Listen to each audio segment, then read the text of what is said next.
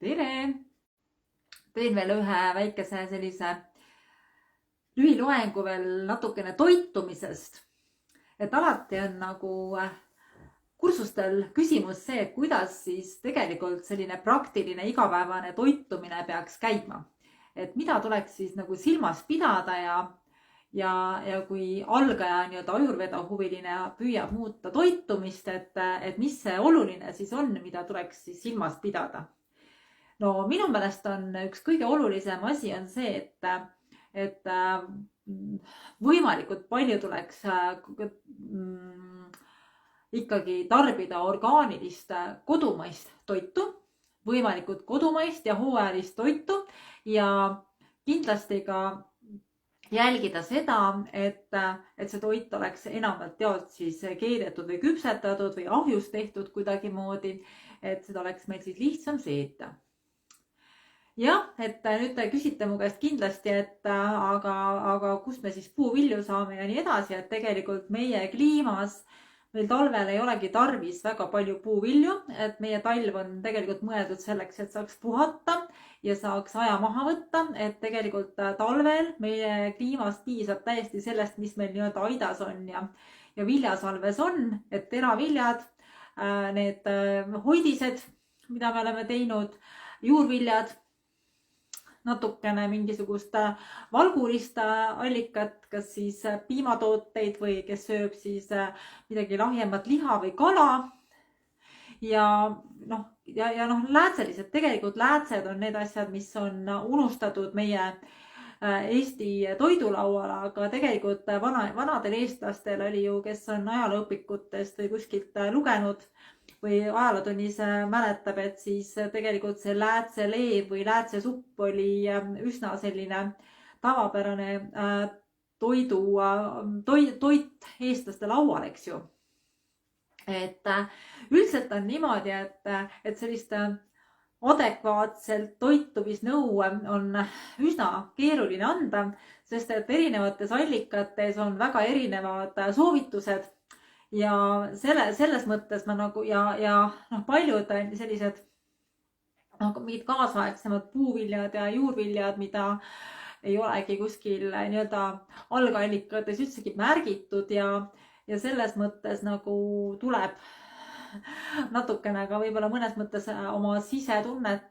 usaldada. Ja ma ütlen, et ma ise ka olen hästi mitmete õpetajate juures õppinud ja mul on erinevaid arste, kes mind on juhendanud ja kes minu tervise eest on nii-öelda hea seisnud, siis ütleme niimoodi, et mingis määral erinevused on nende kõikide soovitustes ja ütleme, sellist päris nagu 100% kuldset või sellist ülimat tõde võib-olla siin olemas ei ole. Aga mida ma tahan kindlasti soovitada, et kindlasti, mis on oluline asi, on, et toiduaegade vahel ei näksi, et sööd ainult siis, kui sul on kõht tühi, eks ju, ja kui sa tunned, et sul on nälg, et see eelnev toit siis oleks sinu sellest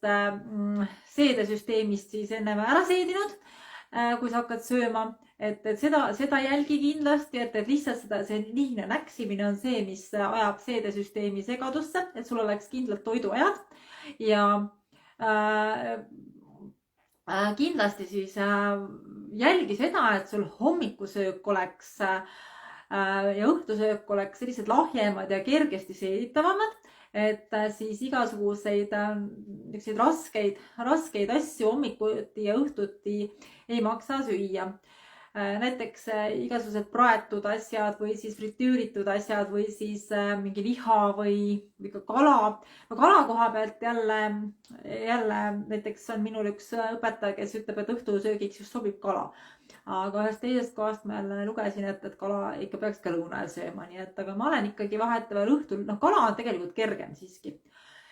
Ja kui sa, ütleme, et siuke ajurveda põhimõte on, et liha tuleb ka süüa nii harva kui nii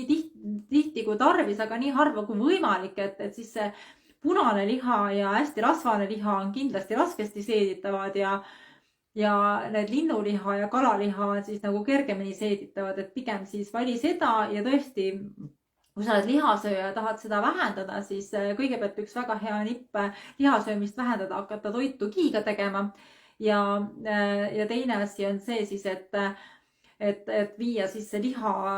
söömise tihedus lihtsalt nagu hakata vaikselt nii-öelda seda kokku tõmbama, et iga päev kindlasti liha ei ole mitte mingil juhul vajalik süüa. Ja kui sa sööd liha, siis absoluutselt kindlasti söö maheliha, et sa tead, kus see liha pärineb ja et see on väga hea kvaliteediga. Sama käib kindlasti ka piimatoodete kohta, et ütleme, mina näiteks isiklikult neid suurtööstuse piimatooteid, noh, kui ma kuskil väljast pean sööma, siis, aga koju ma neid ei osta mitte kunagi omale, eriti veel, noh, ma mingid jogurteid ja kohupiimakreeme ja selliseid asju, mis poes müüakse, ma vist ei ole palju aastaid enam söönud. Et see on selles mõttes selline, minu jaoks on selline hästi selline kindel reegel, et ja kui ma vahest harva söön ka, ma aastaid ei söönud üldse liha. Aga nüüd ma olen hakanud aeg-ajalt sööma kana või kalkunit ja väga harva vahest tuleb isu ka, ma söön ka vahetevahel maheveist, et noh, võib-olla mõned korrad aastas. Aga noh, ma tunnen lihtsalt seda, et ma lendan muidu minema, et seda maandust on natukene tarvis ja noh, vatadel eriti on nagu seda tarvis. Siis üldiselt täpselt isegi peast ei mäleta. Ma otsisin enne, kui ma seda loengut sulle tulin siia lindistama, siis enne ma otsisin, aga ma ei leidnud, et see oli vist 33 või 36 oli see arv erinevaid toiduaineid, mida sa peaksid iga nii-öelda nädal, võib-olla oli isegi rohkem, aga minust oli kuskil 30-40 vahepeal oli see arv toiduained, mida sa peaksid, erinevad toiduained, mida sa peaksid siis iganädalaselt nagu sööma. Et selles mõttes ei ole hea kogu aeg süüa praekartulit või siis riisi ühte sorti juurviljadega, et no ilmselt sa 36 saad kätte küll, et sinna alla lähevad ka vist vürtsid ja noh, kõik, eks ju, et aga seda siis noh, pead tegelikult vaatama, et su toit oleks nagu mitmekesine, et sa kogu aeg ei sööks ühte sorti juurvilju, et sa kogu aeg ei sööks ühte sorti teravilju, eks ju. Ja tegelikult igast päevast peaks ikkagi olema mingid juurviljad, mingid teraviljad, eks ju, ja siis mingisugune valguline osa. Ja see valguline osa võib siis olla kas noh, et ja see valguline osa võiks olla siis kas näiteks mingid herned, oad, kikerherned, läätsed või siis mingisugused ise tehtud juust või siis kohupiim või mingi piimatoode ja või siis munaga võib vahetevahel süüa, eks ju, mina söön muna küll päris mitu, ikkagi mõned munad ma söön igal nädalas söön. Või siis kala, aga ja kindlasti siis noh, salati osa, noh, ütleme salati osa ei ole vaja ajada suuremaks kui mingi 20% tegelikult, eks ju, et eriti talvel võib see salati osa väiksem olla ja tegelikult need salati, kui tuleb mingisugune toolsalati isu, siis pigem see siis lase korraks panni pealt vürtside ja kiiga läbi, eks ju. Ja üldsegi ajurveedalikus toitumises siis on kõige mõistlikum toitu teha nõnda, et alguses kõik hautad siis kas mõned kii või siis mõne muu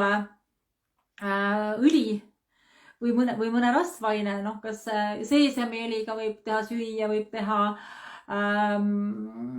selle päevalilleõli,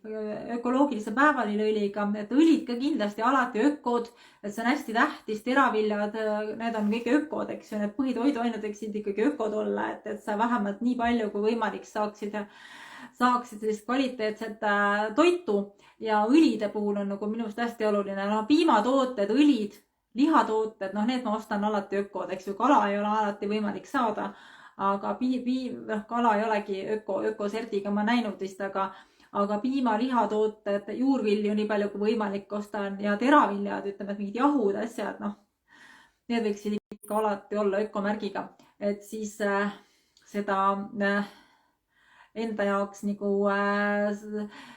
enda jaoks neid mürgiseid aineid nii-öelda kehast ära hoida rohkem. Et me saame niikuinii neid mürgiseid aineid, kui sa käid kuskil väljas söömas, kui sa kellegi juures sööd ja nii edasi, et sa ei suuda seda niikuinii kunagi 100% nagu kontrollida. Aga siis jah, päevases toiduportsjonis siis jah, et kindlasti siis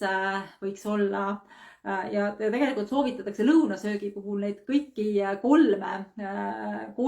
nii-öelda taldriku peale panna omale nii teravili, kas mingi riis või siis tatar või siis näiteks hirss või siis quinoa või mida iganes, siis juurviljad kindlasti, porgandid, peedid, kaalikad, kapsad, naeris on meil olemas, eks ju, kõrvitsad, baklažaanid, need kabatšokid, eks ju, siis neid juurvilja ikka meil on, kuigi ma ütlen, selles mõttes on keeruline, et ma käin Indias ja Indias on ikka väga-väga-väga suur erinevate oaliste ja asjade valik, et ube ja nii edasi, neid mingisuguseid, neid rohelisi ube on juba väga palju erinevaid sorte, siis neid ja siis kindlasti mingi valguline osa, kas siis mingid läätsed või siis kikerherned või siis herned või siis jah, et ja kindlasti veel, et igasugused need kalgendatud piimatooted, jogurtid, eks ju, need peaksid kindlasti lõunasöögiks, et õhtusöögiks on neid ikkagi päris raske ja keeruline seedida.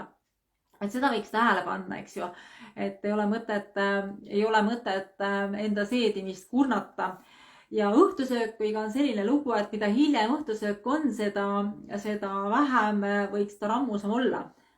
Ja muidugi need igasuguste pähklite ja mandlitega on ka selline lugu, et ega neid pähkleid ja mandleid ka üleliia ei maksaks nii-öelda pingutada ja kui siis kindlasti pähklid ja mandlid võiksid ennem ära leotada, et ma ise ka tihtipeale unustan ära või siis kui sa need küpsetad või keedad, et siis või toidu sisse kuskile paned, siis keeta ei ole vaja, aga üldiselt ma väga soovitan siiski, neid on lihtsam seedida ja mandlid kindlasti ennem ära koorida, eks ju, ja tomatid ka näiteks ära koorida, sest et tomatite koor on tegelikult raskesti seeditav. Neid asju on nii palju, mida ei tulegi kõike korraga meelde sulle jagada. Ja mis veel siis, et võib-olla seda ka, et jah, just need juurviljad ja puuviljad, eks ju, et ega tegelikult see välismaiste puuviljade söömine on üks suur, kuidas öelda, selline suur välismaiste puuviljade söömine on jah üks suur meelepetmine, et meie meel on see, mis tahab, et tahaks nüüd saada banaani või tahaks nüüd saada apelsini või tahaks saada midagi, eks ju, kui jõuludel mandariine tahad, siis see on natukene võib-olla vahest võib lubada omale, aga tegelikult ega need juurviljad, mida me saame